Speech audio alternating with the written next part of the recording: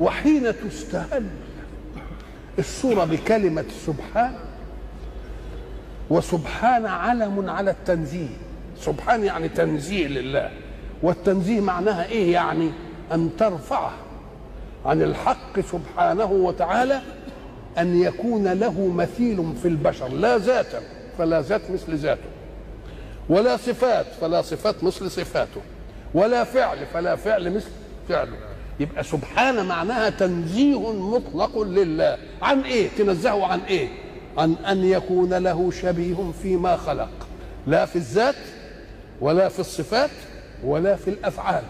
فاذا قيل لك الله موجود وانت موجود، قل ولكن وجود الله غير وجودي، لان وجودي عن عدم وليس ذاتيا فيه، ووجوده لا عن عدم وهو ذاتي فيه. يبقى ذاته مش زي الذوات. وصفت له سمع ولك سمع، ولكن سمعه ليس نزه سمع الله عن سمعك، لأنك تسمع بأذن وبوسائل مش عارف ايه وهو لا يسمع كذلك.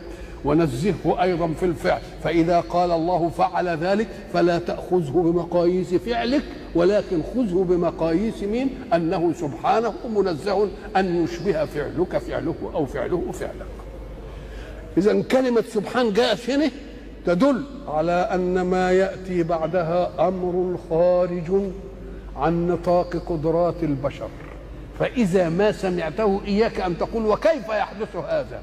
قل نزه الله في فعله أن يكون كفعلك. فإذا قال أنه أسرى الله بمحمد من مكة إلى بيت المقدس في ليلة مع أنهم يضربون إليها أكباد الإبل شهرا، اوعى تقول ازاي دي حصلت. ليه؟ لأن فعل الله ليس كفعله، والله لم يقل سرى محمد من مكة إلى بيت المقدس، وإنما أسرى الله به من مكة، فالفعل ليس لمحمد ولكنه لمن؟ لله. وما دام لله يبقى اوعى تحكم الزمن بقى، اوعى تحكم الزمن. يبقى كلمة سبحانه جاي في ايه؟ جاي في وضعهم. وإذا ما استهلل كلمة سبحان تجدها في الأشياء اللي العقول تقف فيه.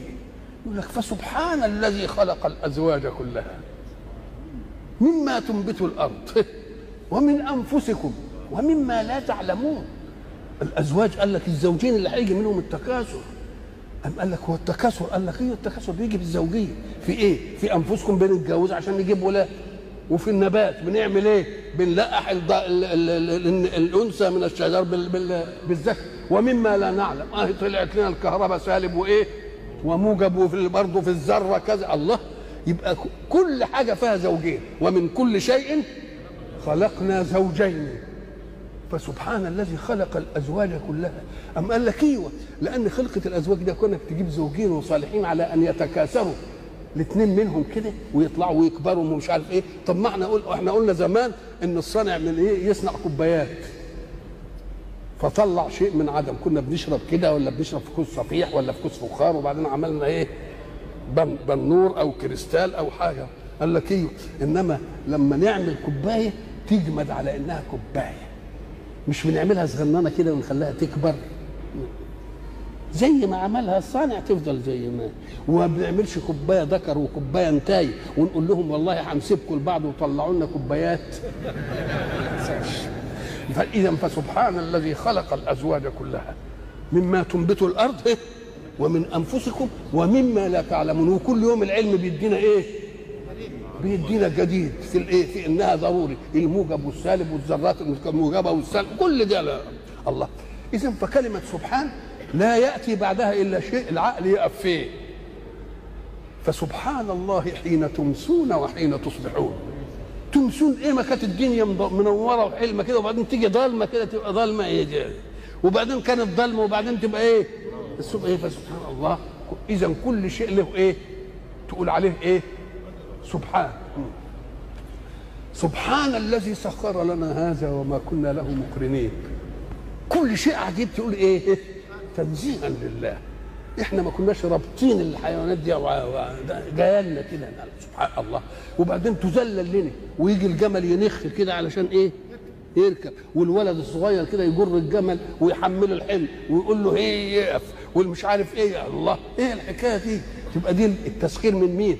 وقلنا زمان عشان تعرف الفرق اهو الجمل اهو الصبي يعمل فيه كده، وقلنا البرغوث الصغير يجي يقرقك كده بالليل وما تعرفش تمسكه اهو كده اهو. انما شوف يعمل فيك ايه، ما ذللوش ربنا ليك يا اخي. ولذلك يقول فذللناها، لو لم يذللها ما استطعت ان ايه انك انت تخليها في ايه في خدمه. فسبحان كل حاجه تقول ايه سبحان. ولذلك وردت سبحان في القران كله في الاشياء العجيبه. ساعه ما تسمعها من الله قول سبحان، ده تنزيه، ده ما حدش يقدر عليها الا هو. طب ولكن استهلال الصور به في فرق بين وجودها في طيات الصور ووجودها في استهلالات الصور. سبحان الذي أسرى بعبده أول صورة، يبقى كل اللي هيجي بعدها من جنس ما يقف فيه العقل ونقول له لا ما. طيب وبعدين أدي سبحان، وسبحان دي اسم، والاسم يدل على الثبوت ويدل على الدوام، فكأن تنزيه الله موجود قبل أن يوجد من ينزهه. الله الله، شيء ثابت لله. يبقى التنزيه ثابت لله قبل مين؟ قبل ان توجد حضرتك يا من تنزه الله. زي ما نقول الخالق البارئ المصور، هو خالق قبل ان يخلق، ما شاء الله، لانه ما خلقش الا وصفه الخلق فيه. امال خلق ازاي؟ يبقى لازم كان خالق. تيجي تقول مثلا فلان شاعر، هو شاعر لانه قال القصيده دي؟ طب ده قال القصيده دي لانه ايه؟ لانه شاعر. يبقى إذن سبحان يعني تنزيه الله ثابت له وإن لم يوجد المنزه. طب وإذا وجد المنزه يبتدي ما دام يقول كده سبحان الله وهي ثابته يبقى يسبح.